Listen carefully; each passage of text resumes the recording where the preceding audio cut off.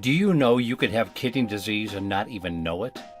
9 out of 10 people who have stage 3 chronic kidney disease do not know it. The rate of kidney failure for African Americans is 3 times higher than among Caucasians. And one reason for this is that they are not aware when they have earlier stages of kidney disease, at a time treatment could prevent the damage from progressing to the point when dialysis or kidney transplantation is necessary. In addition, due to high rates of diabetes, high blood pressure, and heart disease, Blacks and African Americans have an increased risk of developing kidney failure.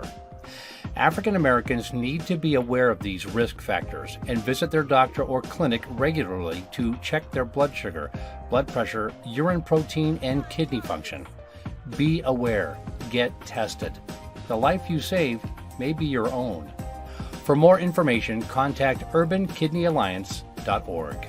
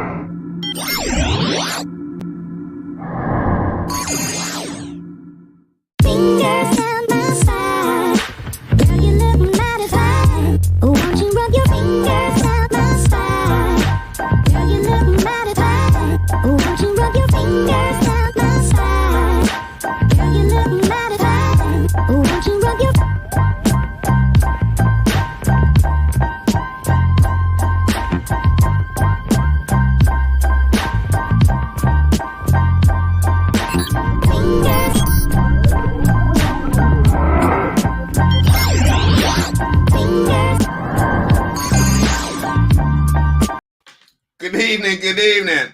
Welcome to another broadcast of World Kidney News. I am your host, Steve Belcher.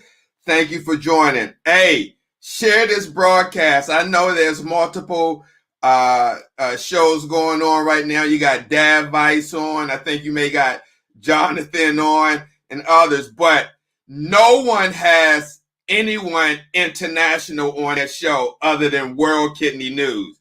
We have a warrior all the way from the United Kingdom right here tonight to tell us how dialysis is done over there. Before we bring our guest on, again, I just like to thank the AAKP for honoring me as a PVSA, which is the Presidential Volunteer Service Award, which was founded by President George Bush. And I didn't even know that. I was ignorant when I first got the email. I didn't even really look at the whole thing to read the history of the Presidential Volunteer Service Award. So, and they put me at a gold medal. Apparently there's 3 different levels, and I was at the top with Richard Knight, Paul Conway, those type of people. Again, I am so humble and appreciative to the AAKP for acknowledging me for a prestigious award such as the PVSA, which again was founded by President George W. Bush in the aftermath of the terror attacks on September 11, 2001, as one of several initiatives, including the President's Council on Service and Civic Participation, designed to encourage and exemplify the strength of outstanding American volunteerism and community engagement. The award program is a nonpartisan and has continued under successive presidential administrations. So again, God bless the American Association of Kidney Patients for acknowledging me with this award. Thank you so much. So now, tonight, all the way from the UK, I have a kidney warrior, advocate, actor. I mean, all around person. She's really serious about advocating for kidney disease, especially in the UK, as it is just like it is over here in the United States. There's not enough awareness. So without further ado, all the way from the United Kingdom, I forgot to ask her what town, but we're going to find that out. Let me give it a VIP welcome. I'm sorry I don't have any British music, but I want to do the best I can. So here we go with the VIP for our guest, Louise Laws.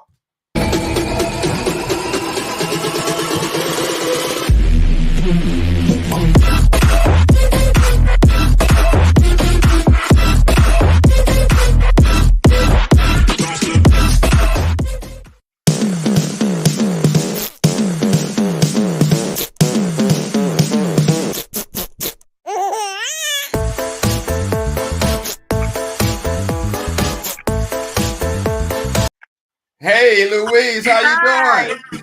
Yeah, good. I like that. I knew you would. Yeah, definitely.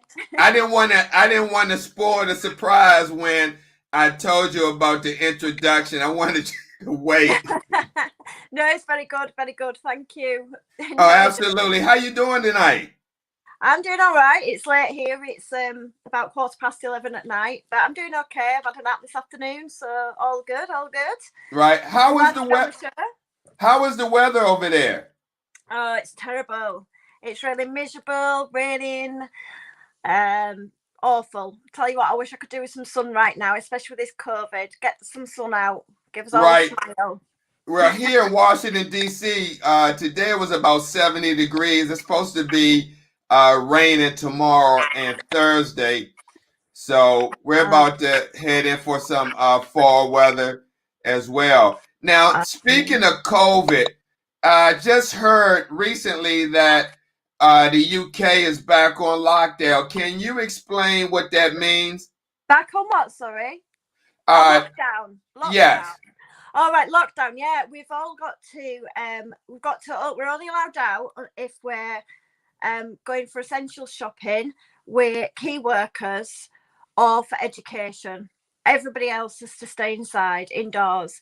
They are allowed out, like I say, to shops, but for myself and other kidney warriors and other people with illnesses, they're advised to kind of shield and not go out of the house, which has been tough since March, but it isn't a government law that we have to stay in the house, but we are kind of worried, so we do stay in. Right. Now, I meant to ask you, what town are you in United Kingdom? I'm in West Yorkshire, in a place called Bradford, which is very Yorkshire. So, yeah, it's a small town, but it's quite near Leeds. Leeds is more well known than Bradford. Mm-hmm. Now, before we get into your story, yeah, I know the United Kingdom is kind of, the landscaping is different than United States. You live, like you said, you're in a small town. So with that being said, because here in the United States, like where I'm at, Washington, D.C., I'm in the northeast section of Washington, D.C., and we got some fairly decent homes.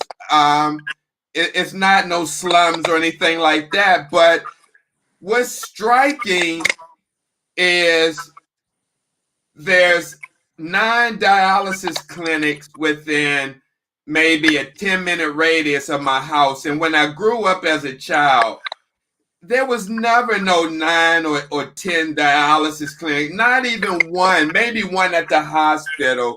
But with that being said, and it's like this all over the United States, is it set up like that in the United Kingdom? Like, are there dialysis clinics in like in your town? Are there 3, 4, 5 clinics? No, we just have the hospitals. I mean, we do have what we call satellite units, which are like, for instance, we've got a main hospital in Bradford who do dialysis. However, in Halifax, it's just a small unit of just 10 beds. Locally in Huddersfield, they have a unit, but again, it's in the hospital. So the dialysis units tend to be in the hospitals.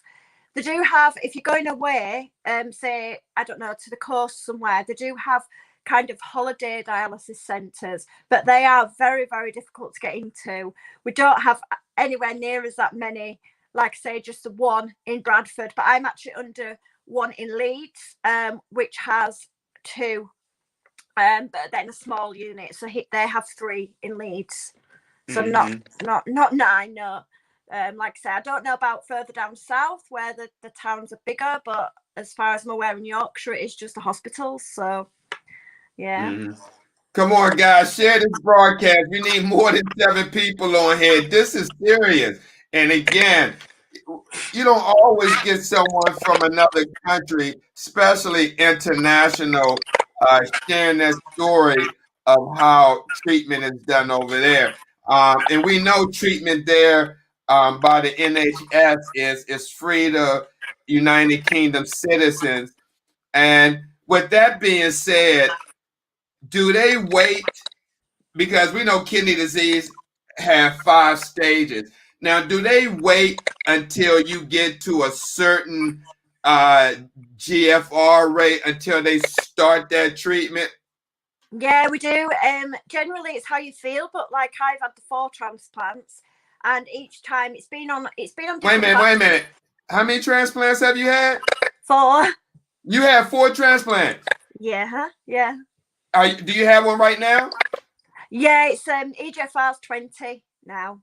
Okay. Yeah. Okay. I haven't got any of my own kidneys, but I've had 4 transplants. So yeah. Wow. Yeah. Wow. Is that rare in the United Kingdom for someone to have 4 transplants? Yeah, I think it's rare all over, to be honest. I think around the world the most is 5. But I know one other person that's had 4. But apart from that, I think there's only me and this other person that's had 4. So it's very, very rare. Wow. Because I've suffered from kidney disease since I was younger. And okay. A good transplant, bad transplant. Then, yeah, I've had the opportunity to have 4. So I am very lucky. But with regards to the EGFR, if for instance you're feeling rubbish at, say, I think last time I went on dialysis it was 15%, but for that I had to beg the doctors to go on because I was feeling so unwell. I was bloated. Well, I wouldn't say beg, but I had to kind of fight my corner, really. Right. You know what? I'm sorry to interrupt you, but that's crazy that you said you had to beg the doctor to go on dialysis. And here in the United States, no one has to beg the doctor. They're ready to start people,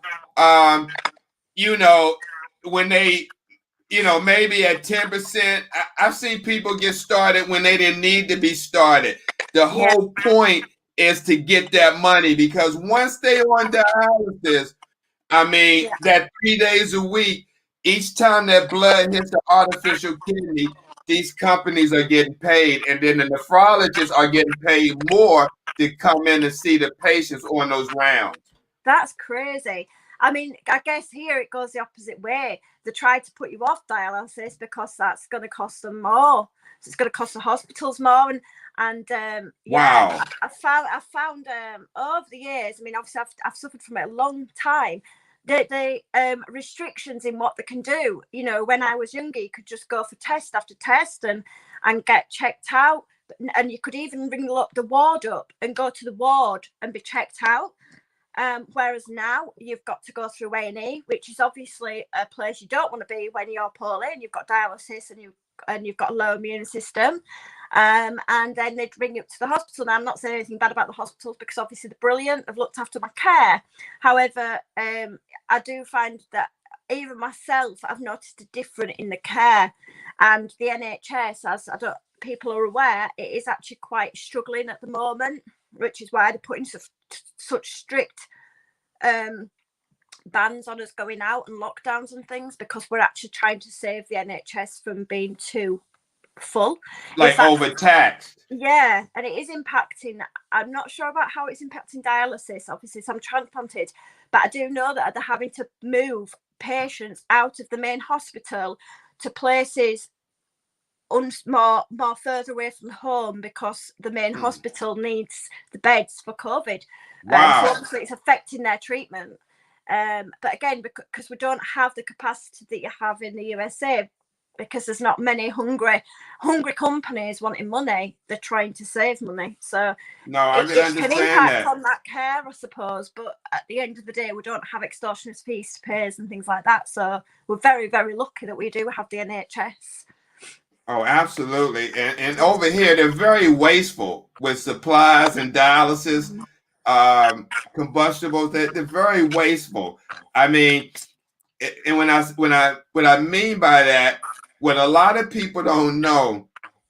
So if say if you set up a kidney and the patient doesn't come in for treatment, yeah, and they may either use that kidney that they set up for their first patient, they may call somebody else in and use that kidney for them, or they may just throw it away. I mean, it's just so much waste. So thank you for sharing that. Now, Louise, you said you had kidney disease at a very young age. At what age did this disease come into your life? 13.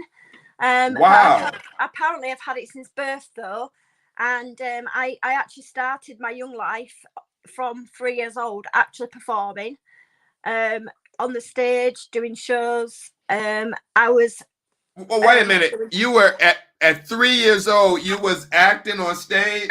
Yes. Wow. Yeah. And I didn't know I had kidney failure, and it got to the point when I was 13 that I was just running myself down, but I was doing so much.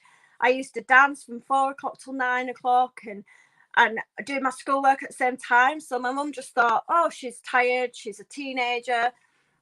She took me to the doctors for a blood test because I looked quite yellow, and the doctor thought I had jaundice, so I was incorrectly diagnosed. And then the day after, the bloods came back, and I should have been dead. I was rushed to the hospital the day after, and that were it. They just said, do you want a tube in your stomach or a needle in your arm? And then there I was on dialysis the day after. So, wow, no education or nothing. Nothing. I just went straight on. Didn't have, and literally my parents said they wanted me to decide the type of dialysis I went on, even though I was only 13, because they knew that it was going to be a long term. So they didn't educate me. They just said, would you prefer this or that? And I just obviously scared of needles. Right. Now at 13, I mean, how did you feel having to be in a position like this to make such a grown-up decision? I mean, did your parents make it for you? Did they discuss it with you? I mean, how did you feel? To be honest, it was me that was the grown up, I think, because I was very I was more shy then, but I'm quite outgoing now.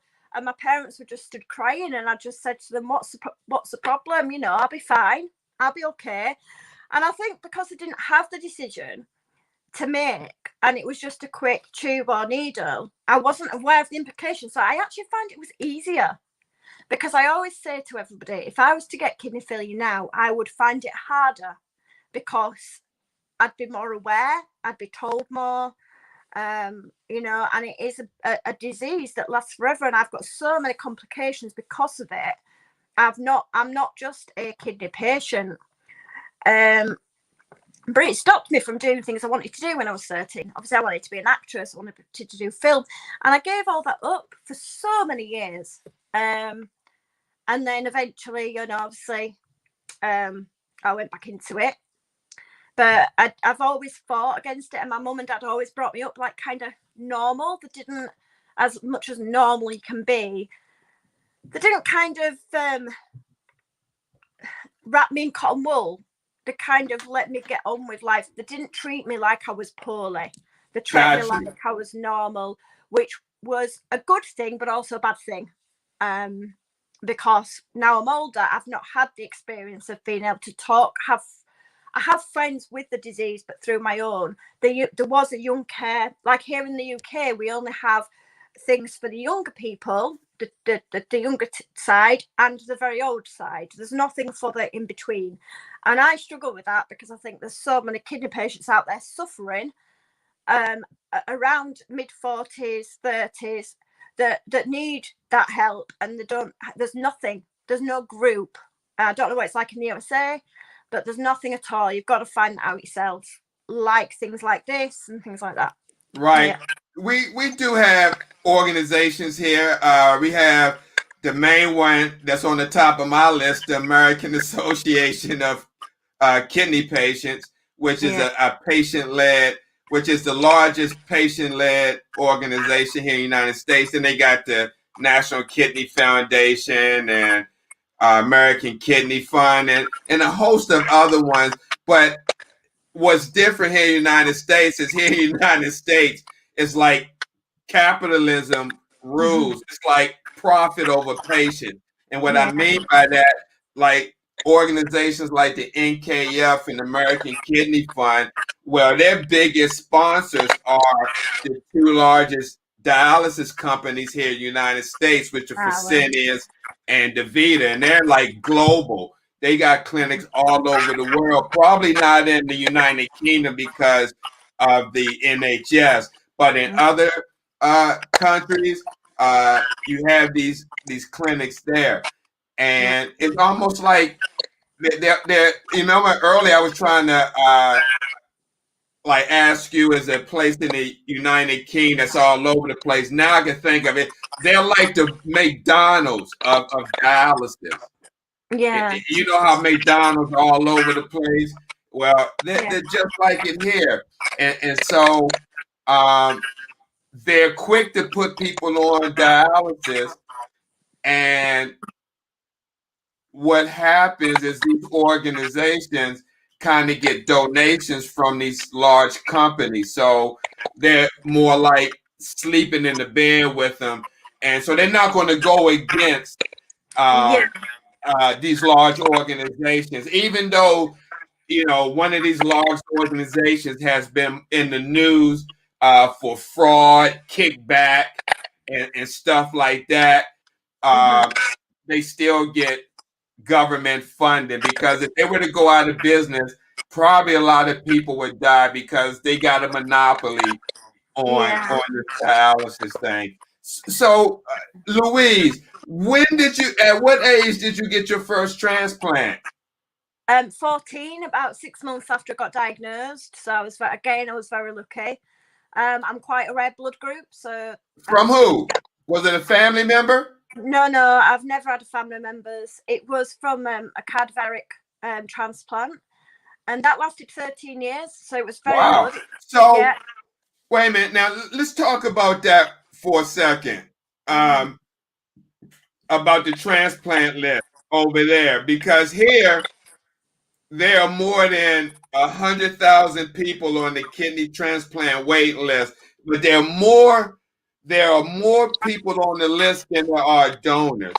So in the United Kingdom, how is transplant set up? Like if I was there and I wanted to get on the transplant list, how does that step go to do that? Okay, well, first of all, you go on now you can go on the transplant list before you go on dialysis. So okay. Try to prevent you going on dialysis. So whenever you get an EGFR low enough for you to go on the list, which I would imagine is around 25% or around that figure.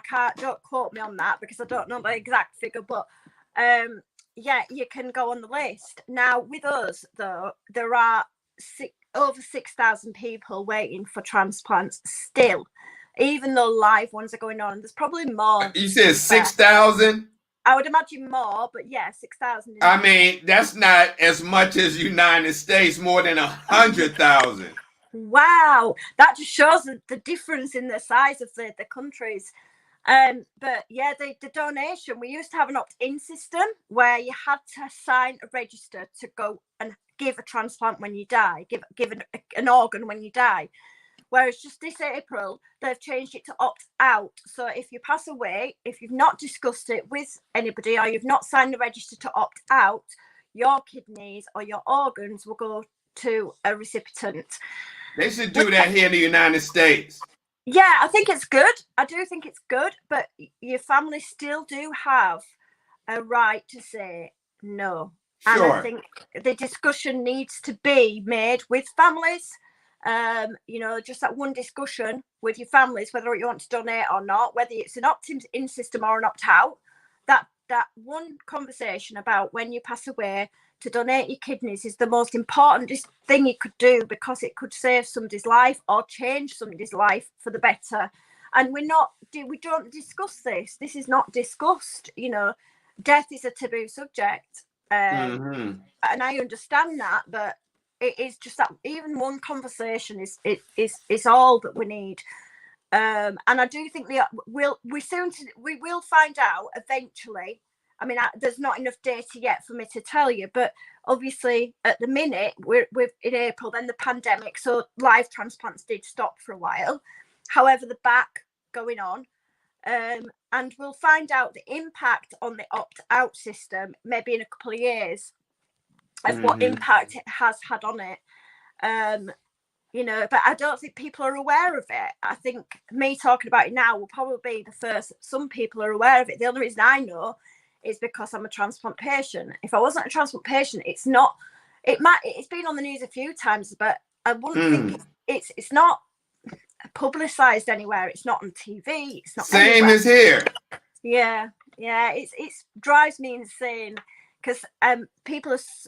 All it means is educating. If you educate the public, they may be more willing to donate, even if it's an opt-in system, because they're not educated as to what people go through that need these organs. They're not educated enough. So yeah, it just education. Well, they just aired a television show here in the United States called Be Positive. Yeah. And it's about it's a sitcom about a guy that needs a kidney transplant. And there's been some discussion, some group discussions about this show. Is it really realistic? Because the transplant that he's supposed to get is from a childhood friend that was a drug addict. Yes. And we know, well, here in the United States, that right there, if they found out a person, far as living donor was using drugs, I don't think they'll give them any time to get clean to get a transplant.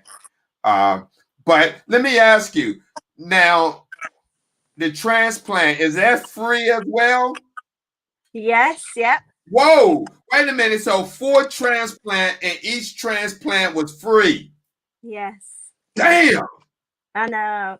How much is it over there? I don't know. If anybody's watching this, I never had a transplant, but if anybody's watching that had a transplant recently, or you can remember what your hospital bill said, please, could you share it? But I would imagine somewhere about $100,000 or more. Medical costs over here, they try to push it up as far as they can, and not even like they can charge, say, $100,000, but some insurance may not pay. They may only allow, say, $80,000 or $95,000, but and then Medicare pays the government service here, which is Medicare. They pay 80%, and the patient is required to pay 20%. What happens if you've not got that money, though? Are you just left to struggle? Are you just left to kind of not be treated? What's that? What happens if you've not got the money to do that? Oh, well, no, they get Medicare. That's automatic. If you get sick, that's something that the president enacted in 1972, the Medicare program. And now it's gotten up to about over 100 billion. just to take care of kidney patients. That's how many people on dialysis here. And look, let me tell you this. Back in the 60s or like the 40s, I think it was the 60s, I'm sorry. Before Medicare was enacted, they had a committee, the God Committee, and they determined who would get dialysis and who wouldn't. So when you go, I mean, you wouldn't see this committee, and it would be 7 citizens, and they look over, and you got to make 30,000. You know, at that time you had to have 30,000 in savings, and you had to meet certain criteria. They looked at how upstanding you was in the community, if you had family. I mean, they literally screened people to have dialysis or not. And if you didn't get picked, I mean, you would die pretty much. And now anybody pretty much can get dialysis. And once you get on, they try to keep you on and not promote that transplant so they can keep making that money. Well, some people are not eligible for transplant, but the fact is they don't give you the information that you think they should when you get diagnosed, because once they get you in that clinic, that's where the money starts rolling in. That's wrong. So wrong. Oh, absolutely. It makes me grateful for the NHS. I mean, a lot of people do moan about the NHS because there are mistakes made, but we're all humans. And excuse me, I just got somebody. All right. Angela, she said her bill came up to $400,000. Wow, for just a transplant? Is that? Yes, I mean, because you got to think about the medication, the operating room, the people you got to pay, the surgeon. The surgeon alone probably get $100,000 for doing that. But wow, I mean, I was under 300,000. And hey, thank you, Angie, for sharing that. I mean, but like we said, Medicare. Now I don't know if that was after Medicare payment or before Medicare payment. And Bridget says, like you said, it's a capitalist nation. Yeah, it's a true story. But do the shows about him and his Oh, now about this show I was telling you about here in the United States called Be Positive. It's a true story. It definitely is a true story. The producer of the show is about him and his kidney transplant. But I this is just my personal opinion. Anytime where entertainment, Hollywood, I just feel like they add a little twist in it, a little embellishment, and they don't give you the whole truth, you know. So it can't possibly be. I mean, one of our soaps, I don't know if you've heard of Coronation Street over in the USA, but one of the British soap, which is like a kind of sitcom, you call it like a sitcom, but one of ours did about a lady that needed a transplant. She got told she needed dialysis. She went on dialysis, but she didn't go on dialysis. She got told she had kidney failure. This is all in the space of 2 weeks, or maybe a little bit more. She got told she had kidney failure. She went into hospital just once. Dialysis was never shown. It was mentioned once, or you might have to go on dialysis. Never any medications, never shown any medications.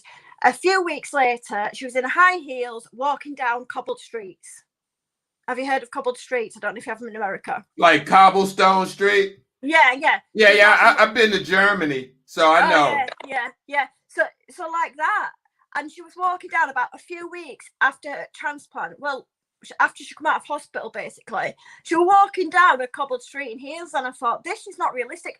And there was a lot of uproar about it because people were really annoyed, because people then presume if it's on it's a massive soap over here, it's a massive thing that people watch. There's Coronation Street, EastEnders, and Emmerdale, and they all deal with situations in reality, but obviously they're made up and they're flounced, and there was a lot of uproar. But Kidney Care had given them some information, And that's like, well, how could kidney care, given the information that you're walking in your high heels down cobbled streets just after you've had a transplant? That's impossible. And the fact that they didn't show dialysis really wound me up, because people just think, oh, it's dialysis, you're okay.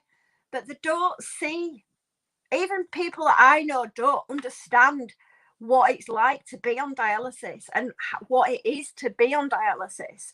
Oh, absolutely. Absolutely. Yeah. A lot of my friends that I've known for years and years, they love me to bits, and to see my masked face, there's only one friend who is now, she comes and cleans my house for me and does a lot of chores when I'm poorly, and she said to me, I never knew how unwell you were, Louise, because she sees the other side. She sees me having to have a nap in the afternoon, she sees me tired, she sees me struggling on days, and it's a reality people don't understand.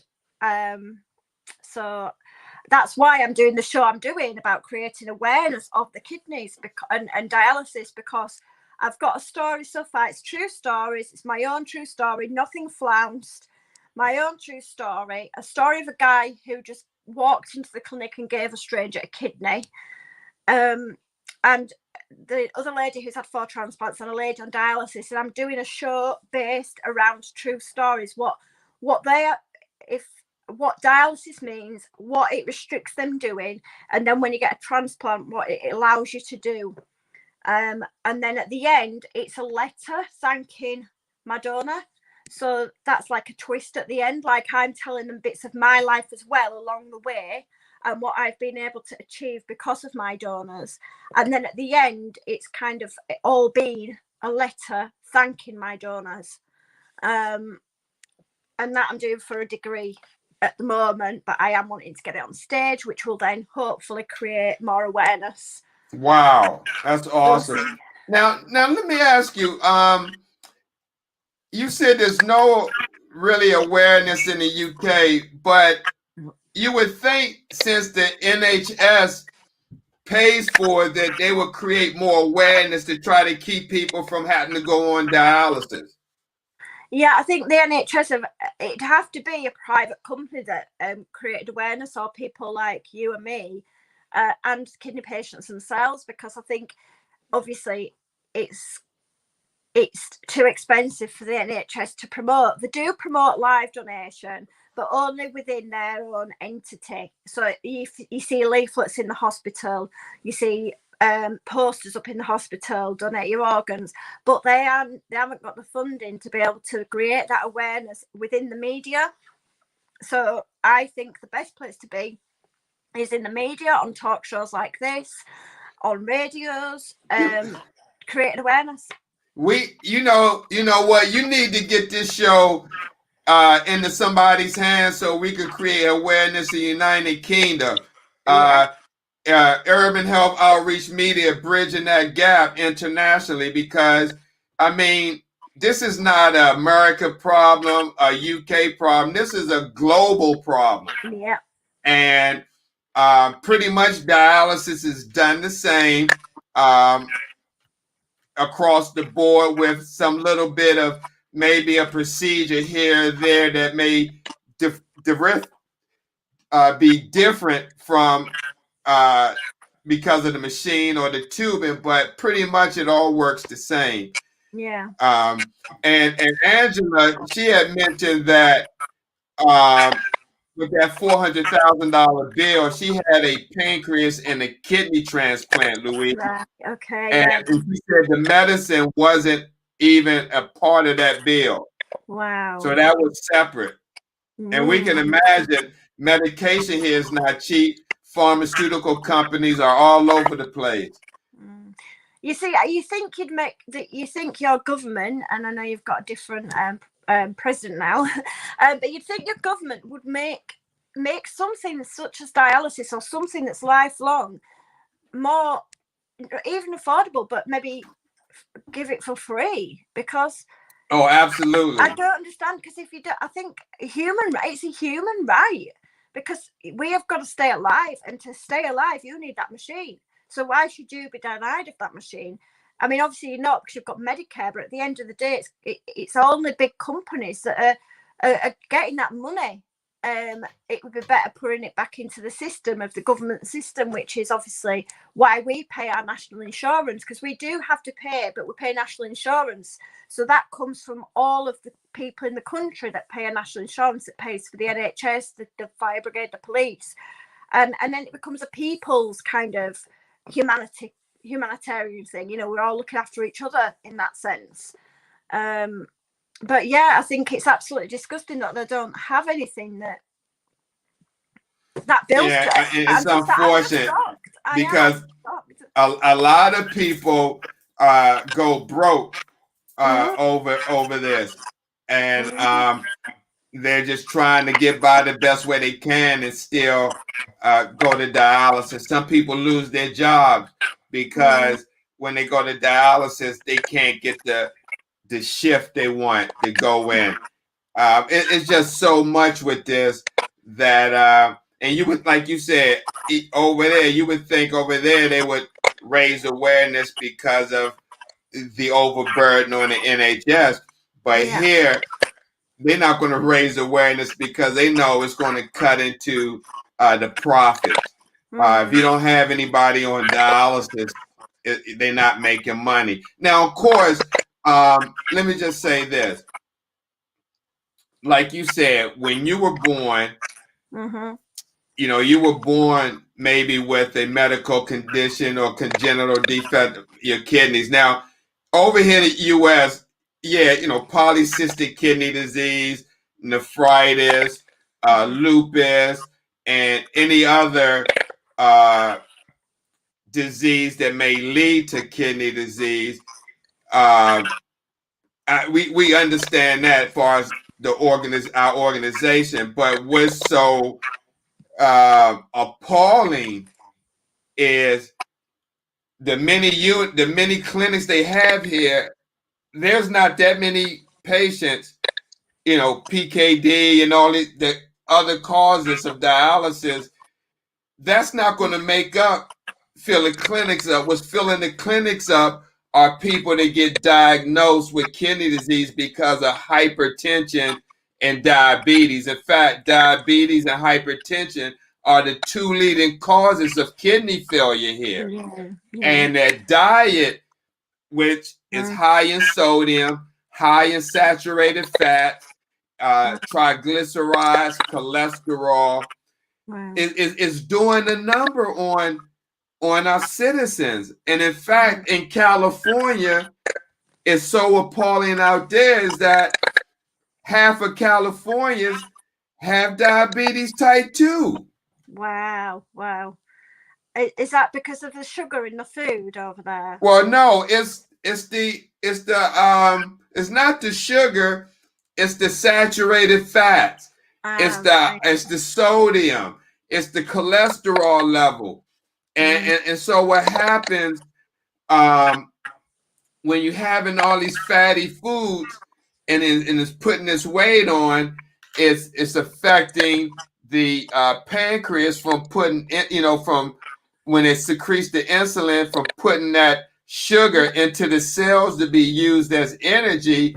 It can't get into the cells because it's coated by the fat, and it builds up in the system. Yeah, that's well, I mean, is there any awareness about kind of diabetes over there? Nothing. No, not on TV. Only, I mean, yeah, they had a National Diabetes Association, and you may see some VIP, maybe Hollywood figures or some type of star may do a commercial here and there about diabetes, but it's not with the problem with diabetes here being the leading cause of kidney failure and the complications that it causes. There's not enough awareness to overshadow that. Like I said, you may see it once every blue moon, and that's especially if maybe that person or maybe someone who touched the country passed away from kidney disease or complication of diabetes. they may say something about it, but not just off of just to be saying it. No, well, it should be, because like I know over here, it's not. Again, it's one of them that's not on the TV. You do get checked for it if you get symptoms. However, I forgot what I was going to say. You can get tested for diabetes just by going into your local chemist. It costs money, but it's only £10, which I don't know what that is in dollars. And you can just get a diabetes test there and then. You've got to fast for 24 hours. So we are pushing it in that way. And also the government and people themselves are having a big push on healthy eating and mind. It's all about the mind fitness. Yeah, how fit your mind absolutely. is. And you're going out for walks, you going to the gym, which is exercising. Yeah, it is difficult for people on dialysis, but before you get to that stage of dialysis, you need to exercise, you need to get into your mental health and your physical health need to come into one. And that goes for all aspects of life, for any job. I mean, going back to the job thing just quickly, my company medically retired me because I worked for a big bank in the UK, and I was working. I was a single mum of 2 young girls who are now grown up, and I was working like part-time, picking up the girls, a single mum, doing dialysis 10 hours a night when I was on the PD.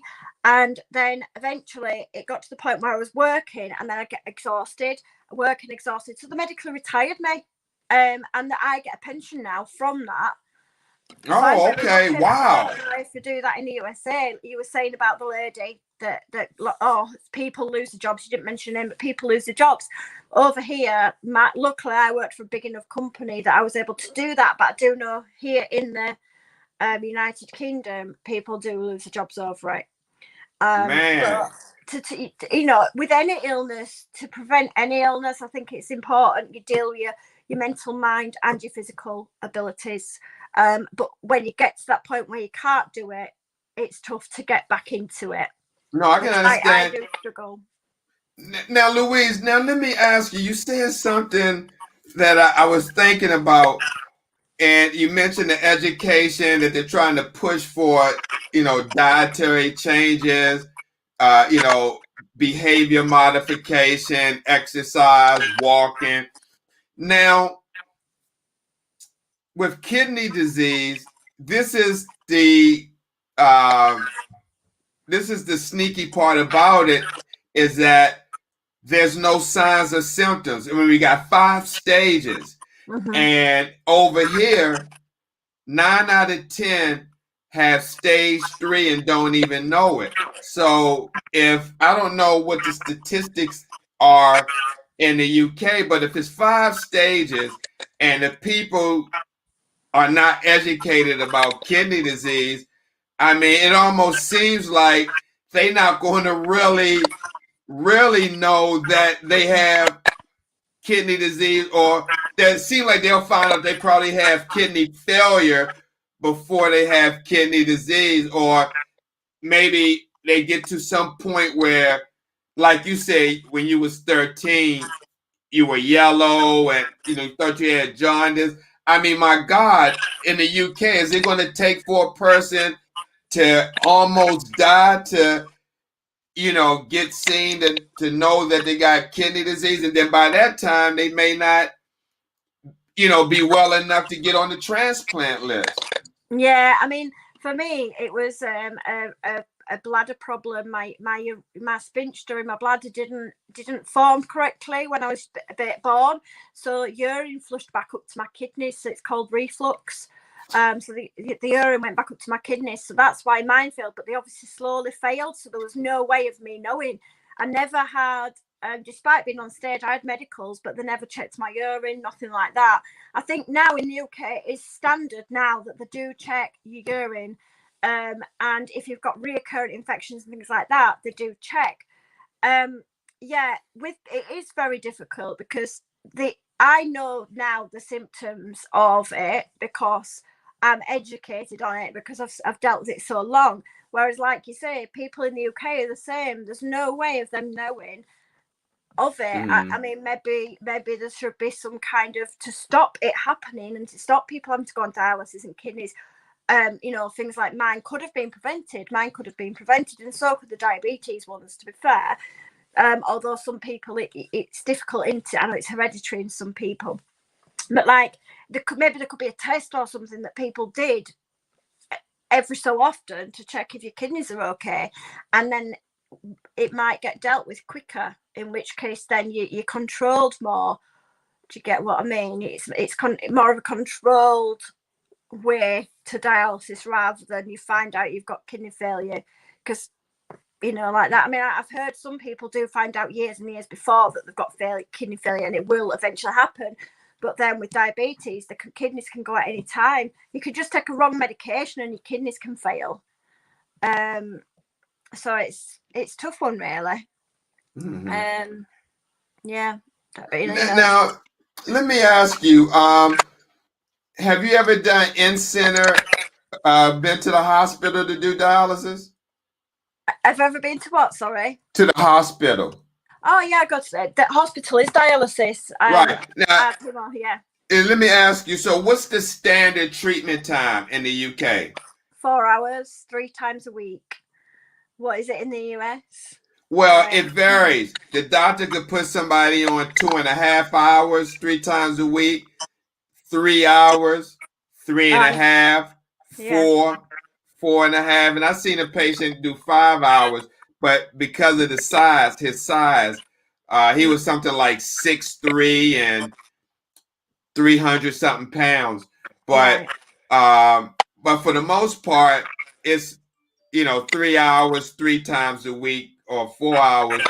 And a lot of times, that could be strenuous on a person, 3 hours, 3 times a week. And in fact, I think it's a disservice, especially if the person doesn't have remaining urine output, because we know kidneys work 24/7. Yeah. And the object here is to get more treatment to clear more toxins and fluid out of the body. Well, for the most part, you can control, like your fluid intake, but with those toxins, you got to eat.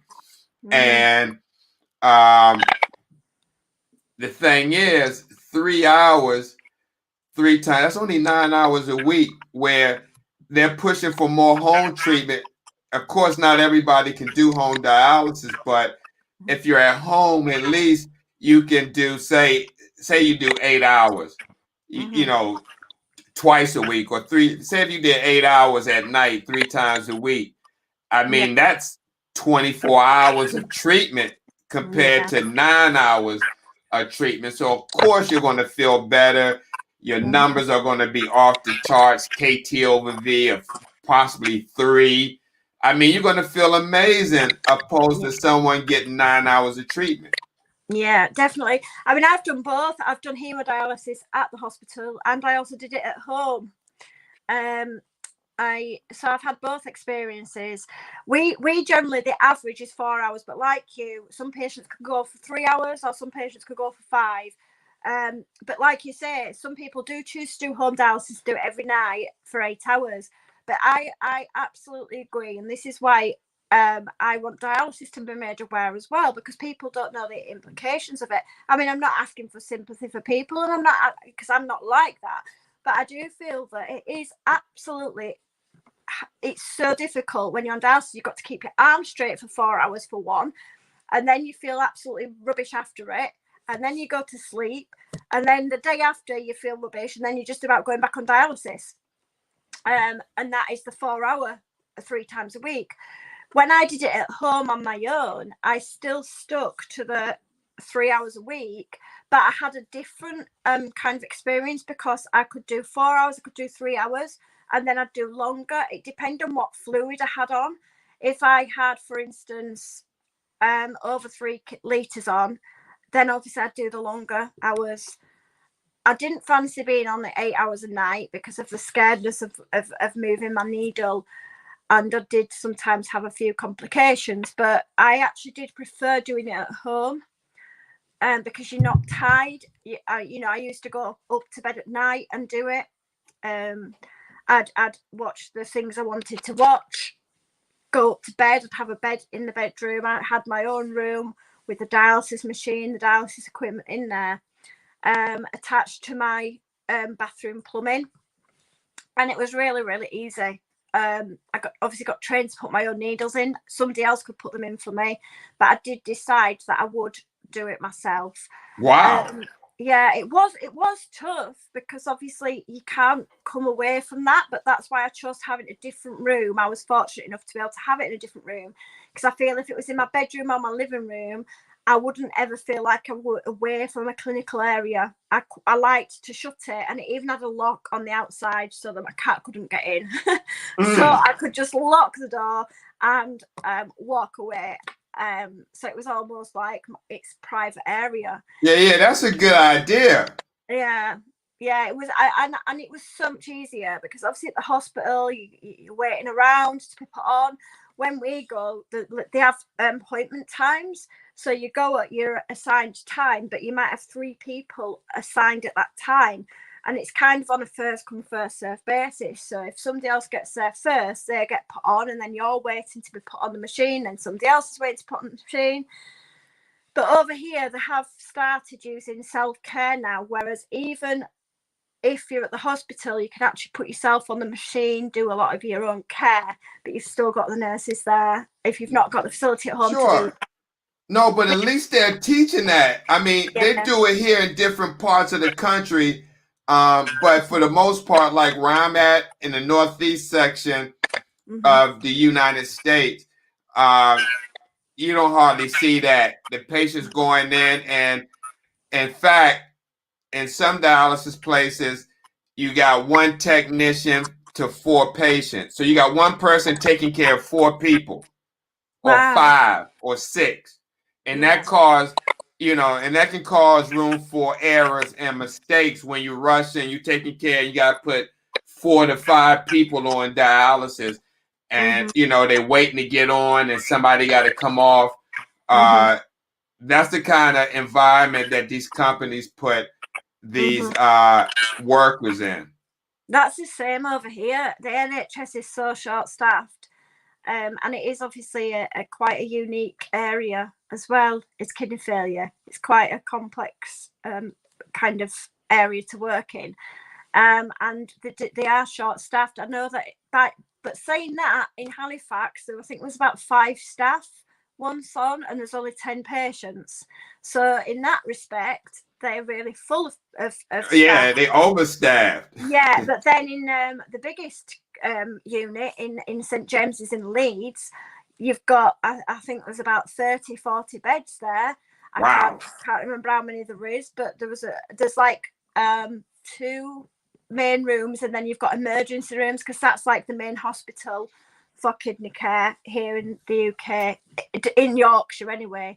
And they have probably, sometimes they only have about 3 or 4 staff between just 1 room where there's maybe 15 beds. So it kind of depends on which unit you go to as to what staff are there. Wow. But I know that NHS really are struggling at the minute to get nurses in, because the pay rise for the staff has not gone up at all for the last, I think they've had a 1% wage rise for 3 years now. They've not had a wage rise, so that's why people aren't going into it, because we no longer get any funding to train as a nurse. You've got to get student finance, whereas before they used to get bursaries, but if you're a student, you've got to get student finance, and then you're paying it off like when you work then. Right. Well, the difference here, like if you get hired by one of those large corporations, they train you free, but the pay, start-off pay is not good. But what happened, a lot of people get the training and then leave and go to another company where they pay them more. All right, yeah. So, Louise, we're definitely at that hour mark for the ending of the show. But what I wanted to propose to you live to bridge this gap. Hello, you frozen? Oh no. Can you hear me?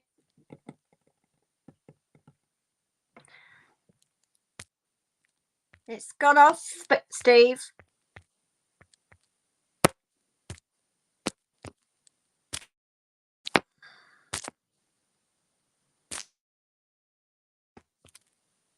Hello.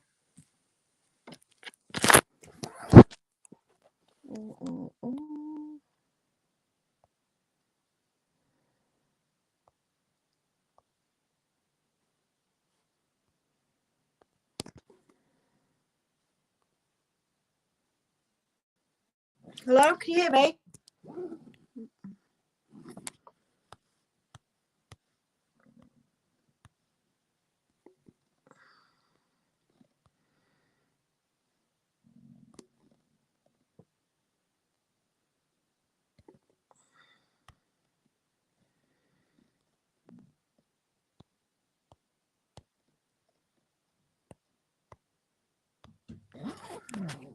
Hey, Louise, can you hear me? I can now, yeah. Yeah, I have some internet issues. I'm sorry. Right, okay. Yeah, my electric and something went on. My internet shut off. So Oh no. thank you for staying on. But That's what okay. I wanted to say was to bridge the gap, the information gap for chronic kidney disease dialysis between the UK and United States. I want to propose to you here live, you coming on every week. We do a show every week, maybe every Tuesday at this time, and talk about a different topic of kidney disease between, the UK and United States. I have a plethora of information and topics that we can discuss that is mutual between the United Kingdom and United States. And I think this would be the start of a collaboration, a partnership, and kidney disease education globally. Yeah, definitely. And that is something that's needed, isn't it? So yeah, I'm quite happy to come on whenever you want me to come on. I've enjoyed it. I thought an hour was far too long, but we've discussed it, and talking to you has been brilliant about learning about the US as well. I'm quite gobsmacked at some of those discussions, really. But yeah, if you just let me know, and just we'll be in touch. Yeah, and we have multiple shows. I know the time difference is 5 hours, but we do 11 other shows, and one of our shows, I want to get you on as a guest host, but we do it like at 8:30, and this is probably like 1:30 in the morning where you're at. But this gentleman, Jared A. Brown, we do a show called Warriors Quest. That's every Wednesday, 8:30 Eastern Standard Time, USA. And basically what that show is, if someone is looking for a live donor, they come on the show and we hear their story. We have all that transplant information, the hospital information, their blood type, the number, who they call, the coordinator, and we give them that hour. We talk to them, and then they kind of like pitch to find a living donor in hopes. And we've been doing that show for about a year, almost going on 2 years. I'm not sure, Jared, but I mean, it's really been phenomenal. We had some people who've been on the show that gotten transplants, and not directly linked to the show, but some of the posts that Jared has posted. So it's just another way of us trying to give back, to offer people with this disease a way that they may not have, or assist them in finding a living donor. Because like I said, it's 100,000, more than 100,000 people on the list over here. And there's more people on the list than there are donors. So you got people on the list who's been on the list 10, 15 years. Wow. I mean, for next time when we come on, I'll find out how many are in the UK. The last time I looked, it was 6,000, but there's still, there's not, obviously not enough donors because they're still waiting on dialysis. I don't know how many's on the list, but it's something I can find out. But I do know, roughly there's 6,000 people. Well, there'd be more on it'd be 6,000 on the list, sorry, and more on dialysis. So I can find that out, but I don't know, it is, it does need awareness, and that's what I hope to do in my show, on this, and wherever else we can, really. Oh, absolutely. Matter of fact, it's a done deal. Every Tuesday at 6 o'clock, we're going to do the international show with Louise Laws and Steve Belcher. Huh? Any others you want me to be on, I don't mind. If there's anybody...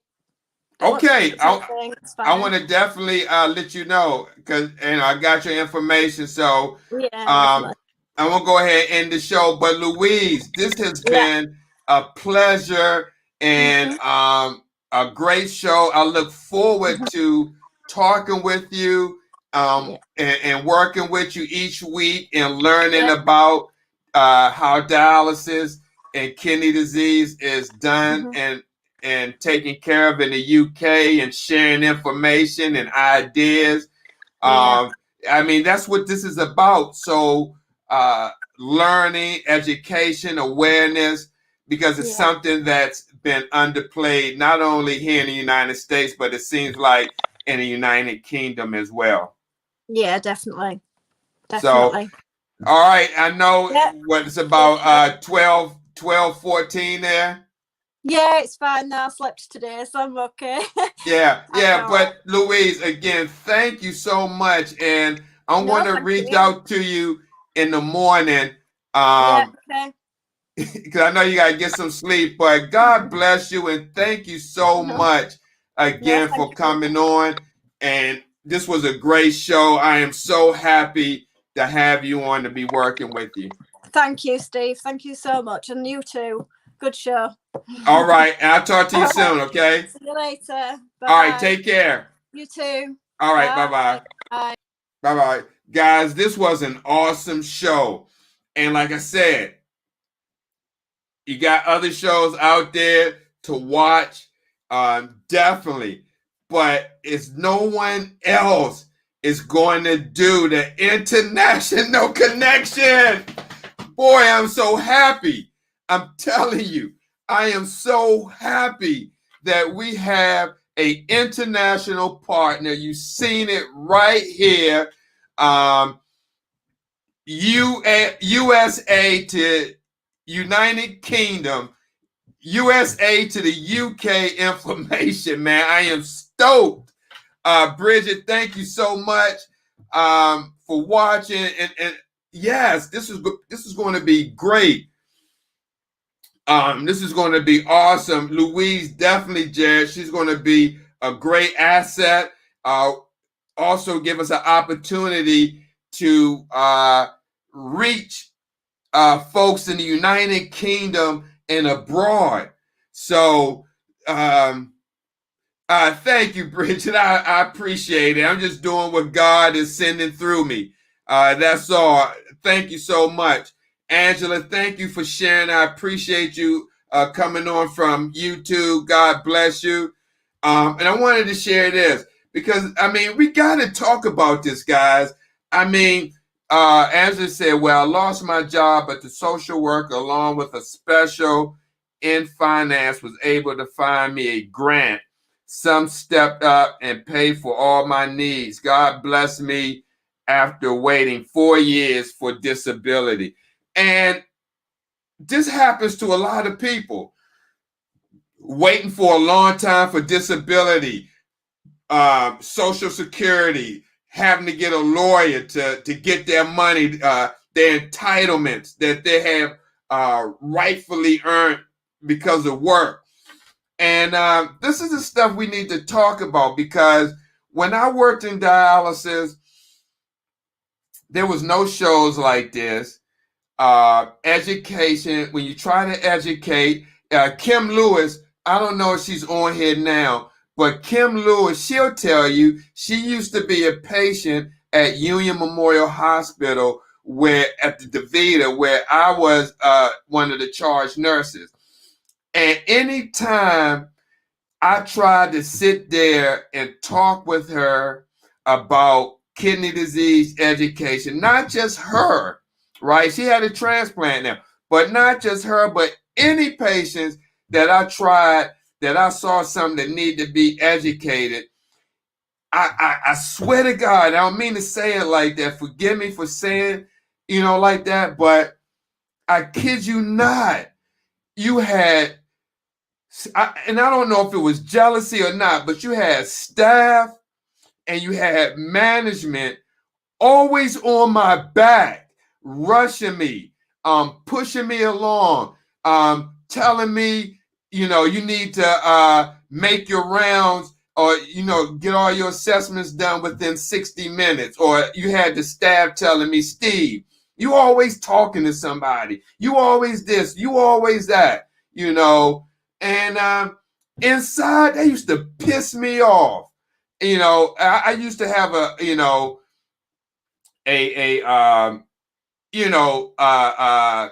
easygoing demeanor when they said and do a little laughing, because I didn't want to, go ballistic or go ham in front of patients. And, I just kind of let it bounce off my shoulder sometimes. But that shit used to burn me up when staff used to try to push me on to like, come on, man, you slow. You need to do this, do that. And man, in my mind, I was like, excuse me, I apologize, but in my mind, I was like, F you, man. You know what I'm saying? This could be your mother. This could be your father, sister, or brother sitting in the chair. And if that was the case, would you still say the same thing to me if you didn't know me and I was there educating them? So, man, that's one thing that really, really bothered me working for DeVita. Yeah, I said it, working for DeVita. They'll try to, have you, rush, and then when you make a mistake, they're ready to, put your head to the stone. Everybody ready to, chastise you and put your head on the chopping block. And I wasn't any different. With that being said, I gotta go, y'all. Take care. Peace. I gotta get this call. Hey Rachel, hold on for 1 second. Sorry guys for that.